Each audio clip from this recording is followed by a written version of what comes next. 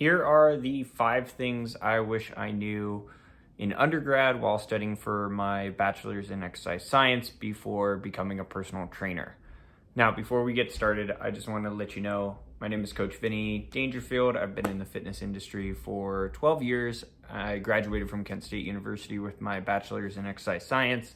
And now for the past 3 years, I've been coaching and mentoring people casually and on the side, and being able to support some more green and beginner styled trainers. And so I actually just had a conversation with one of my mentees today, and she had some great questions because she's also a recent graduate from university, where she earned her bachelor's in exercise physiology, very similar degree.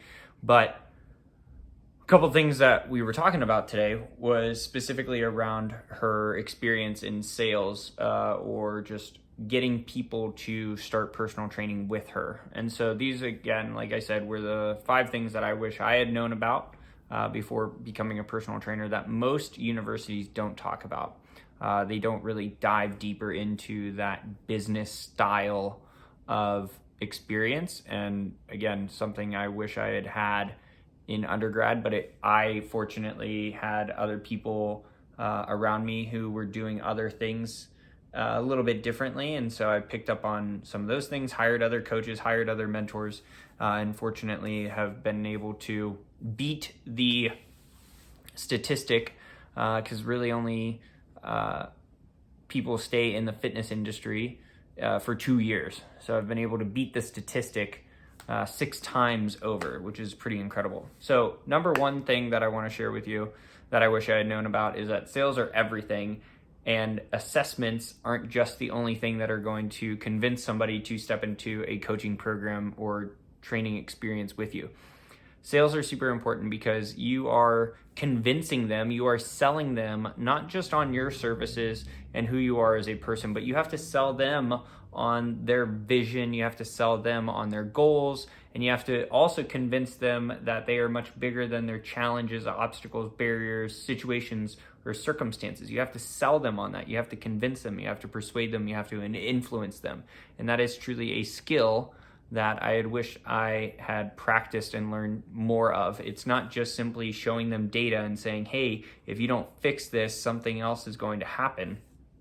That doesn't emotionally move them. You have to be able to emotionally move them from where they're at to where they get to be into the future. And that's truly the point of sales.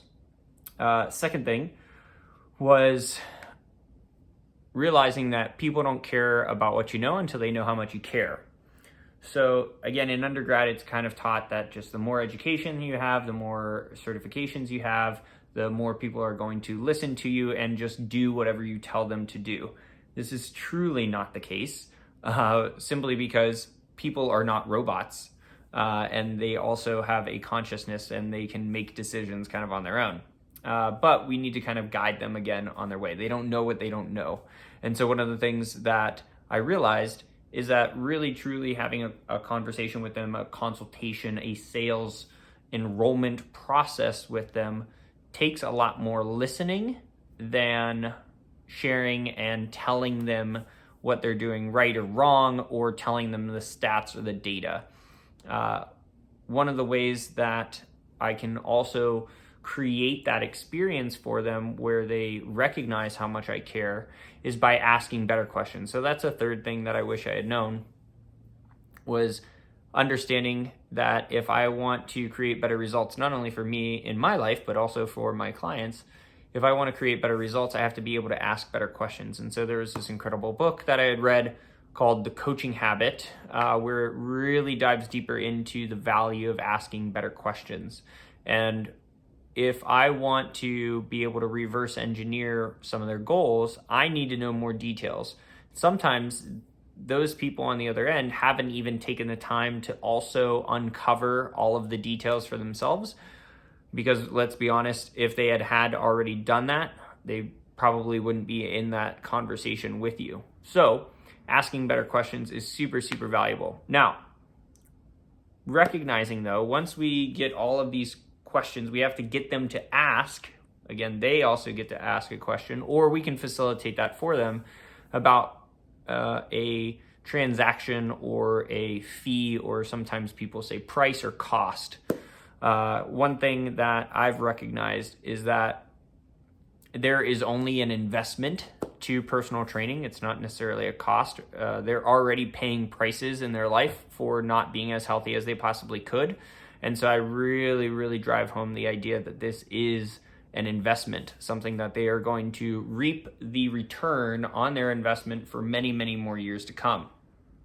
But what I was constantly doing, though, was basing my ask or my sales or my price off of how much value I thought I was to them, meaning my net worth was equal to my self-worth. And so I didn't have necessarily the confidence that I had wanted or have achieved, or trust or faith or just self-love for myself that I've now had for, at least 8 years of my career.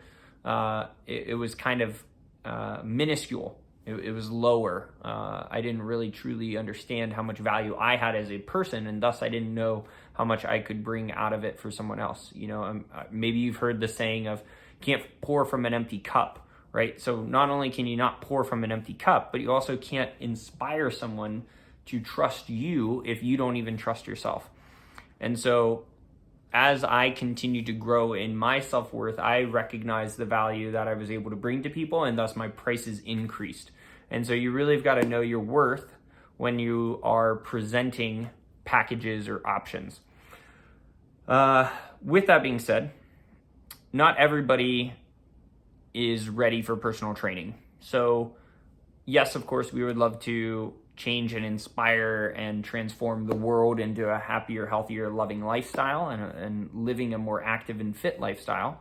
But resources are a real thing, and people just aren't ready. And so one of the things that I realized was that I can only be responsible up to 50% of the investment, meaning that I can't control or influence or manipulate or convince people 100%. Like, I can't make them do something that they're not willing to do on their own, right? It has to be on their own free will. So what that means then for me is I had to detach my energy from their response or the lack there of their response, right? They ended up saying no to their health. They were just simply saying no to their health or no to the program, but they weren't saying no to me. So I had to remind myself this over and over.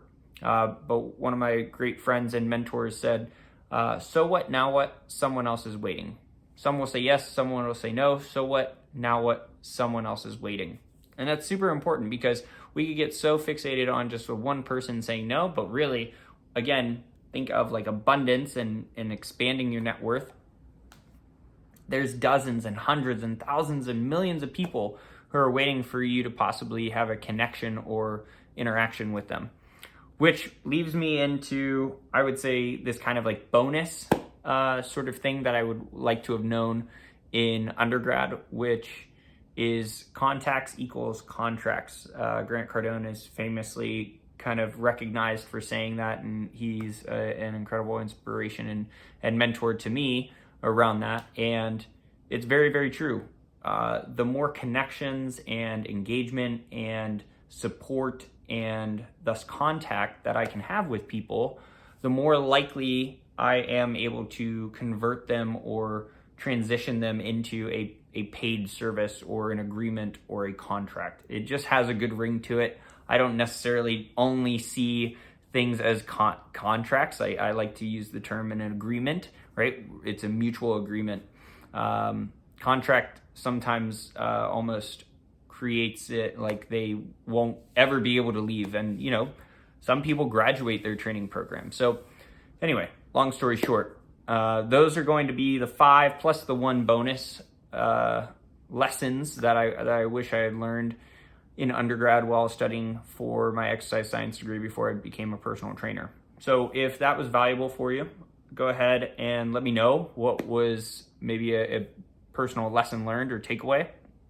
And if you want to hear more about my own personal experience going into the fitness industry, or if you have questions as a green or beginner trainer, or maybe even just somebody who is looking to take their coaching to the next level, go ahead and leave a comment down below or let me know what you would want to hear more about.